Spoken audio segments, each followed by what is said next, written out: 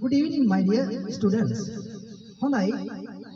අදත් අපි live at English training program වැඩසටහනේ welcome guest at home කියන පාඩමේ ඉදිරි කොටස අද ආරම්භ කරමු.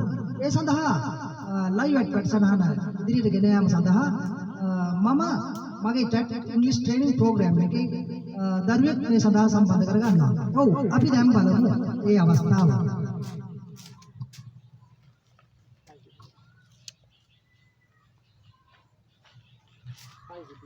Hi, good evening, sir. Yes, good evening, my dear.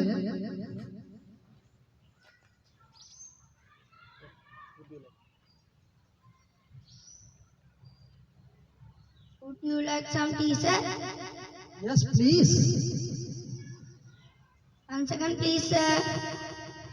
Okay, my dear. හරි කොහොම හොඳයි බලමු අපි දැන් මේ කීප සම්වාදයේ දිහා බලමු මෙතනදී දරුවා කියනවා would you like some tea එතකොට මේ would කියන පදේ මොකක්ද කියලා අපි බලමු would කියන පදේ හුඟක් වෙලාවට යම් කිසි කෙනෙකුට දෙන්න යමක් හදන අවස්ථාවක් ඒ කියන්නේ මොනවා හරි දෙයක් අපි ඕනද කියලා අහන වෙලාවට මේ would කියන පදේ නැති කරගෙන අපිට වාක්‍ය ඒ කියන්නේ කතා කරන වාක්‍ය නිර්මාණය කරගන්නේ ගැනීමේ අවස්ථාව තියෙනවා.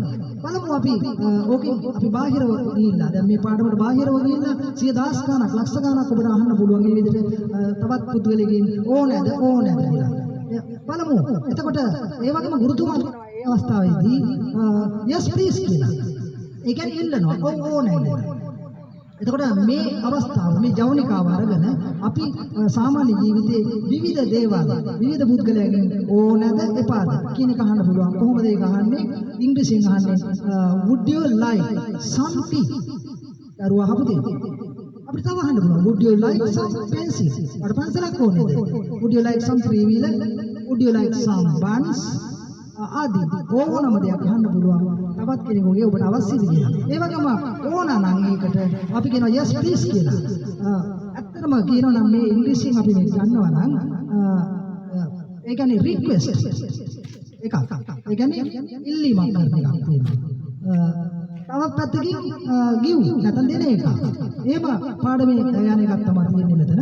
request එක ඊට පස්සේ ඉල්ලීමක් කරනවා. ඒ වගේම මේකට දෙන අවස්ථාවක්. ඉතින් මේ පාඩම ඔබට සාරවත් වෙයි කියලා මම හිතනවා. මගේ